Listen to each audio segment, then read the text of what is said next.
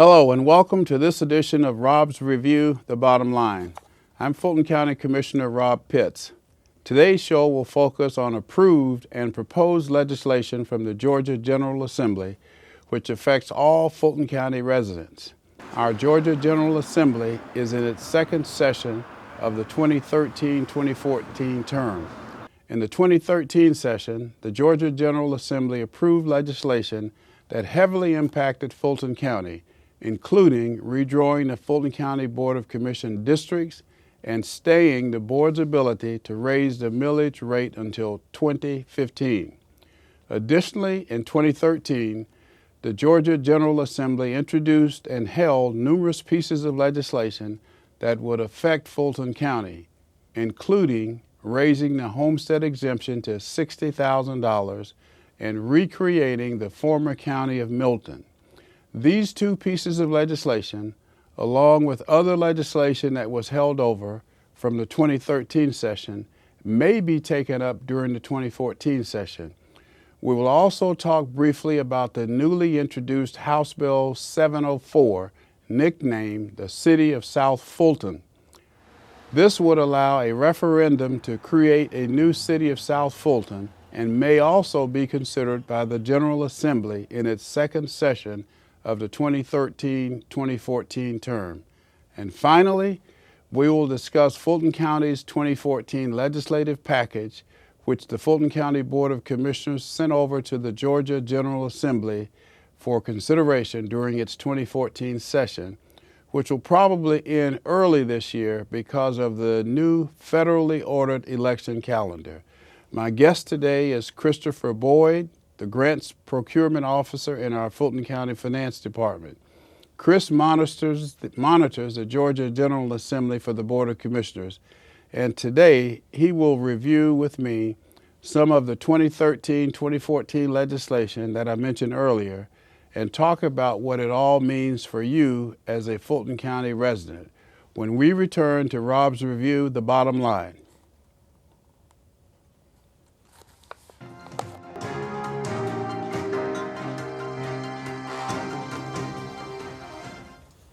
Welcome back to Robb's Review, The Bottom Line. Today on my show we have Christopher Boyd from the Finance Department to talk some about the 2013 legislation that was passed by the General Assembly. Chris, welcome, and let's get started. Tell us some of the highlights of the 2013 session. Well, thank you, Commissioner. Thank you for having me on your show. Great to have you. You do a great job. I appreciate that. Last year, the main bill that started off on Fulton County was HB 171. That was the redistricting of the Board of Commissioners. It changed the current setup from 5 district commissioners and 2 at large to one at large commissioner will be the chairman and 6 district commissioners. And it basically, that one directly impacts me. Yes, it directly impacts you as the second at-large position was eliminated. And there's now 3 in North Fulton and 3 in South Fulton. As well as, because of the way some of the district lines were drawn, Commissioner Darnell and Commissioner Edwards are drawn into the same district, and then there's 2 vacant districts, one in the north and one on the east side of Atlanta. So that was the first major bill on Fulton County. The next one... Let's talk about that in a little more detail. What was the motivation for that? Well, every 10 years we're required by law, after a census is taken, to reapportion the districts in order to make sure that they're evenly apportioned, and so that no one person's vote in any district is any greater value than another. But in this case, also there was perhaps political motivations in order to change perhaps the makeup of the board, as well as to get more representation for North Fulton. They would say that they've grown a certain amount and that they deserve more representation by population. And that's not totally untrue.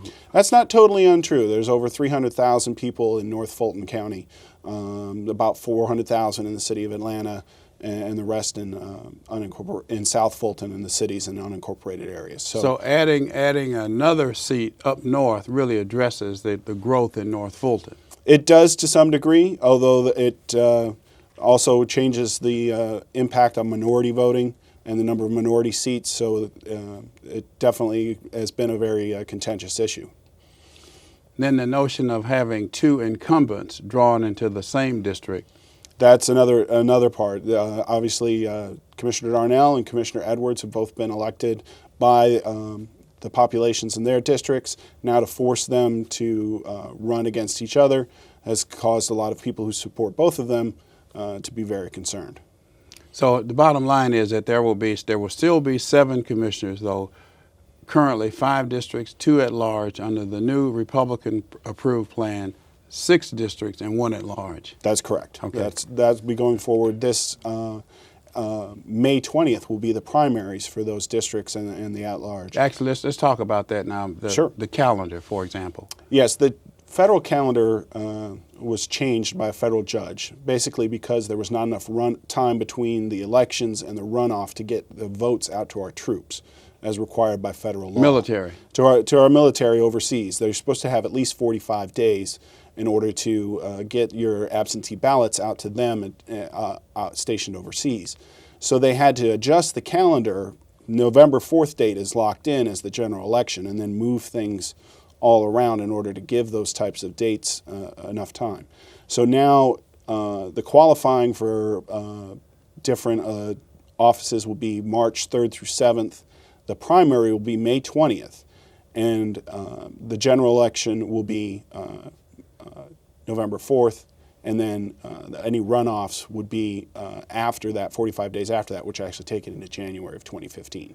So that earlier primary date did not just affect Georgia. That's applicable to other states as well. Is that correct? Well, it depends on what their election calendar is and if they are in compliance with the 45-day period in order to get the absentee votes out to their troops. Other states don't necessarily have runoffs, and so there may be other considerations. Okay, but the rationale though for this was to have us in compliance and probably save money as well, rather than having 1 or 2 different primary dates. Exactly. If we did not have them merged together, we would be having 2 different primaries, one for state and local officials and one for federal officials. And theoretically, that would double the cost of the election for Fulton County and the taxpayers. That's correct. Okay. And so they merged them all together to get one unified calendar. All right.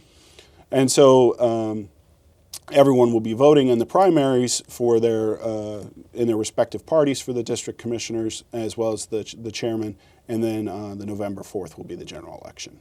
Now, on that point, was there any discussion about not having Fulton County elections being partisan? There hasn't been brought up anything like that, but there are various nonpartisan bills throughout the state for various offices, depending on the level of the office. For example, they've made a lot of coroner's offices in different counties nonpartisan recently.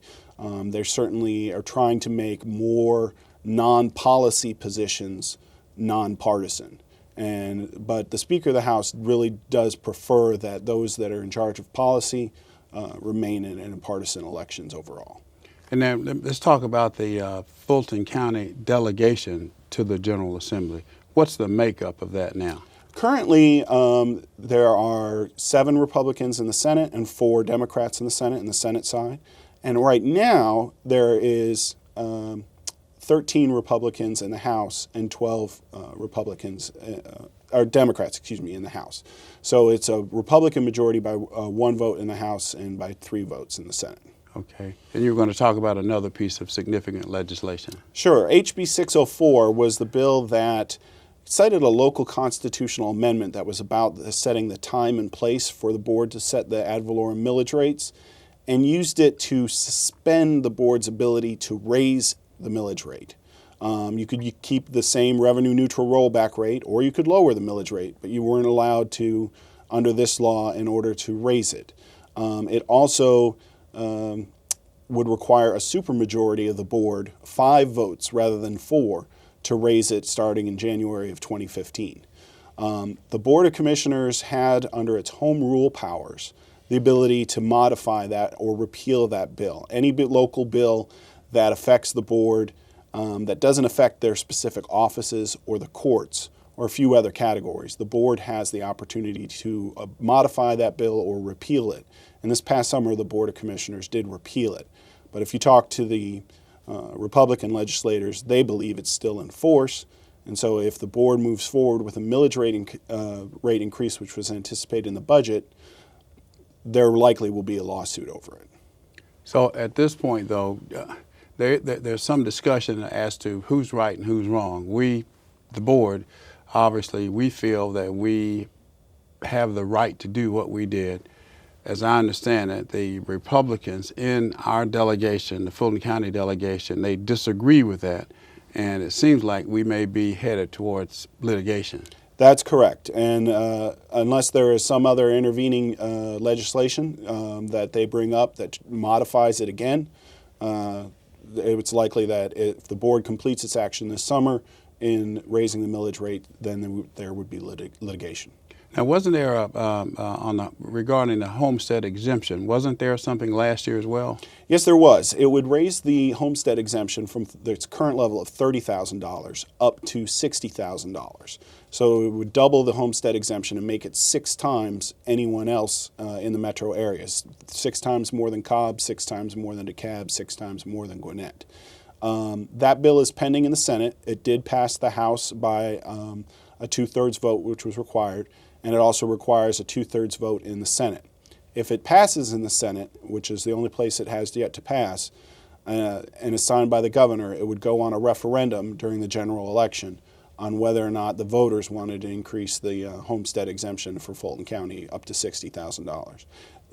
The way the valuation works, that means any person who had a home of $150,000 or less would not pay any property taxes if they have a homestead exemption filed with the tax assessors. How much is that? $150,000 or less. Yeah, there was a lot of discussion in my office about that. My chief of staff wouldn't pay any taxes, which she doesn't think is right, but if that were to pass. We think there would be less than 6% of the homestead properties in South Fulton would be paying any property taxes to the county for the general property tax. And then still over 75% of the homestead properties in North Fulton would continue to pay property tax. So it would dramatically shift the tax burden to North Fulton and to businesses and other non-homestead properties. Okay, and that one, that will be up again this year. It could be up. It has not been called up. It could have been called up any day, but it has not been called up yet. We're hoping that the logic of how much you would end up exempting so many people from having to pay property tax really has made people realize that it really impacts your ability to have a broad tax base. We got to stop it, Chris. When we return, we'll talk more with Chris Boyd about the new House Bill 704 called the City of South Fulton legislation, as well as the Fulton County 2014 legislative package that the board approved and sent over to the Capitol. Please stay tuned. We'll be right back.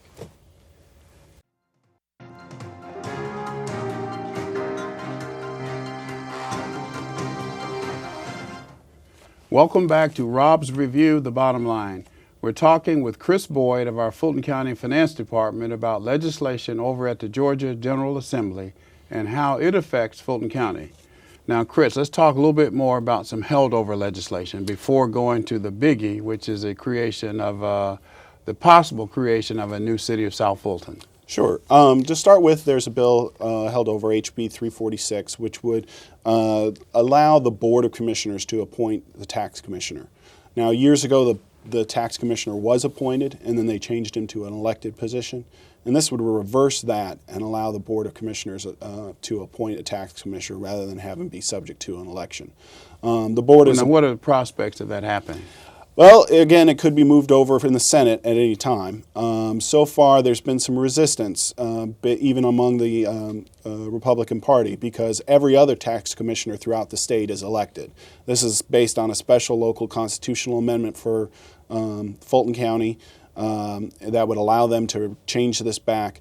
But the tax commissioner is such an important position in this state that they feel it still belongs to the people to elect the tax commissioner. However, there is other legislation moving forward also with the tax commissioner on his sale of tax liens to third parties that would basically require him to take more time conduct due diligence in order to make sure that taxpayers were notified that they had not paid their property taxes, and then also would repeal any fees that he can collect personally for the sale of tax liens to a third party. And that one seems to have some momentum. That it does. It's been both introduced in both the House and the Senate. That's HB 819 in the House and SB 327 in the Senate.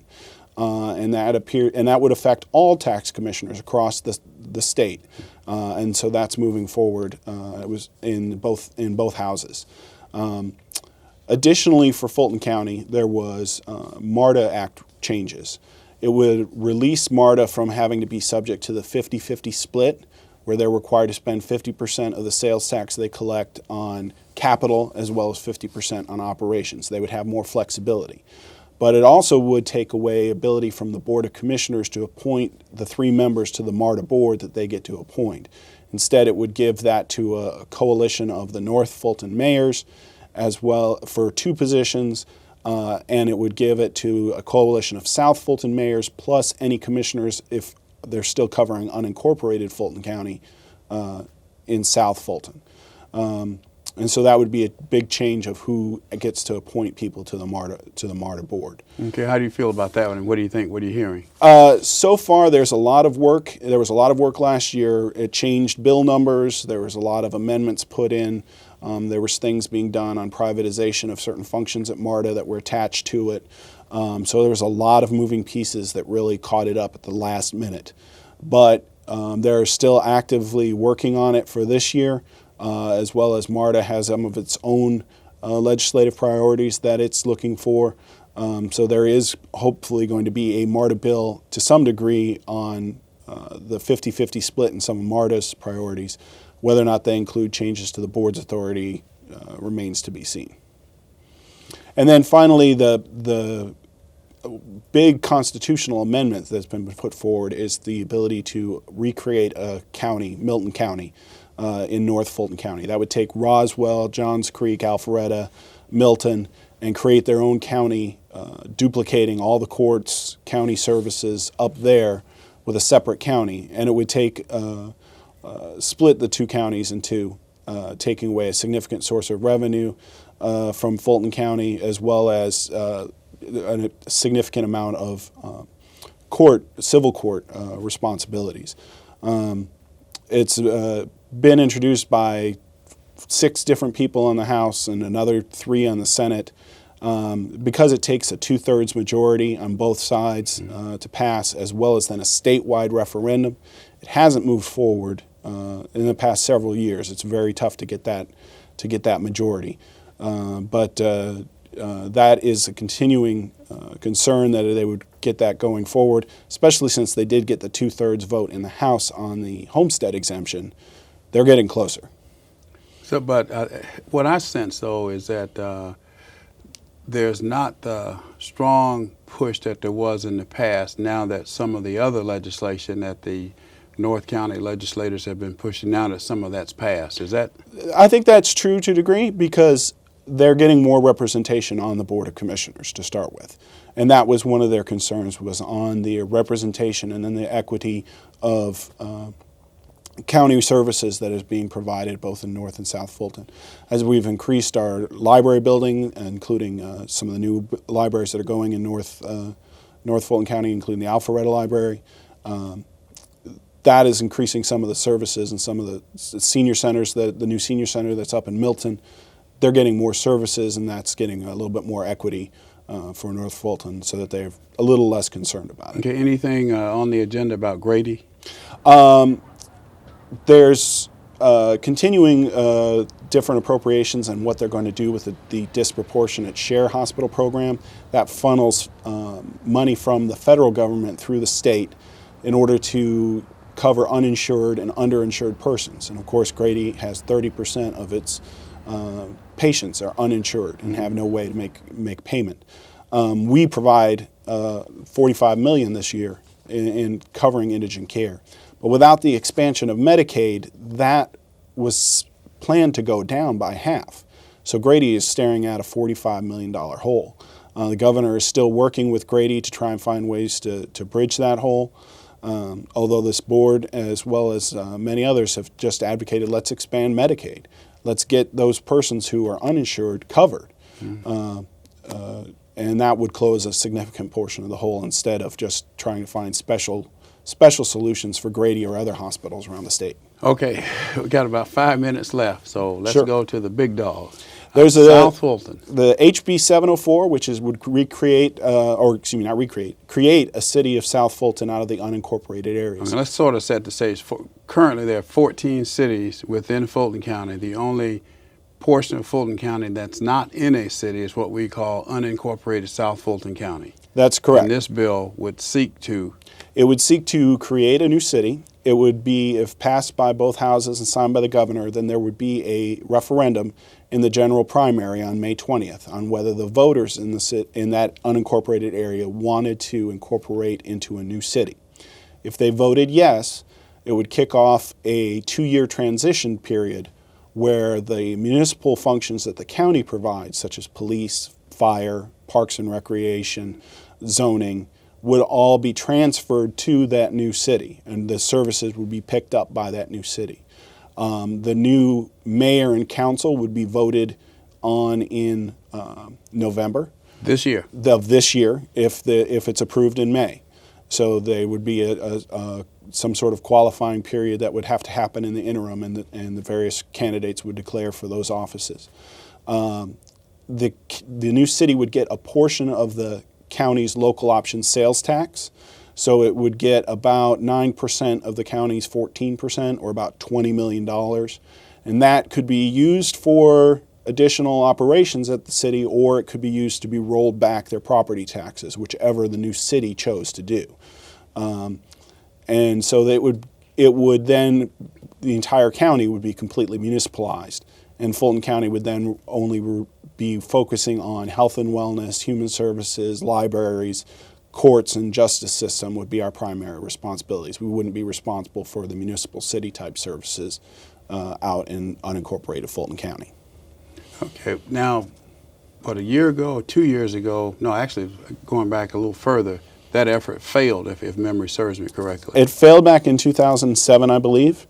It failed 85% to 15%. So it was a big defeat at the time.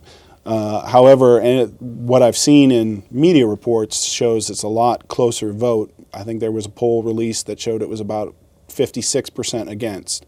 That's still a majority against, but it was a big change from the 85% that was against 7 years ago. And who introduced the legislation? It was Representative Roger Bruce, along with several. It was very bipartisan. There was about 10 Democrats from the Fulton County delegation and 4 Republicans from the Fulton County delegation introducing that bill. So with that being the case, would you say that the likelihood of it passing at the General Assembly is very high? Yes, I would. I think especially since it still also requires a referendum by the voters. So I think there's a very good likelihood that it would move forward. Similar bill was passed 7 years ago. That one at the time was sponsored by Mayor Kasim Reed when he was in the state Senate.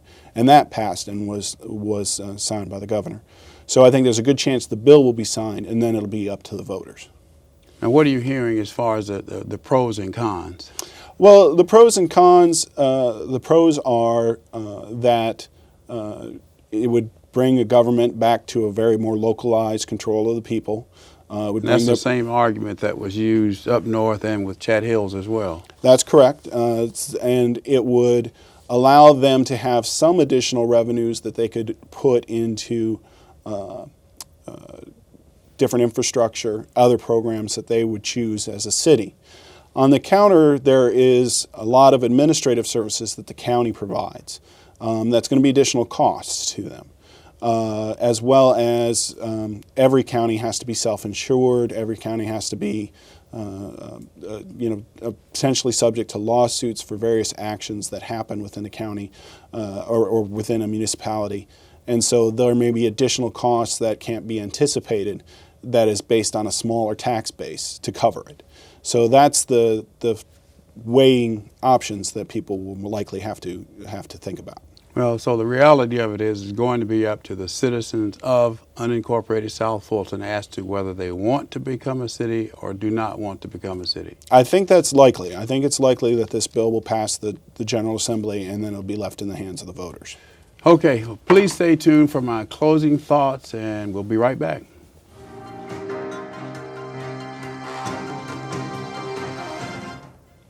Welcome back to Robb's Review, The Bottom Line. Well, Chris, thank you for being with us today. It's been very, very helpful. I hope this show has been helpful to you in bringing you up to date regarding various legislation affecting Fulton County. Whether you agree or not with the legislation proposed and or passed by the General Assembly, there's no doubt that it directly affects you, your family, and your community, and your finances, including your taxes. This year will bring about many changes in Fulton County, and I hope that you'll stay abreast of all the impending changes and let your voice be heard by your elected officials. If you have any questions or concerns regarding today's topic, or any other topic for that matter, please feel free to contact my office. Until next time, this is Robb's Review, The Bottom Line. It's been my pleasure.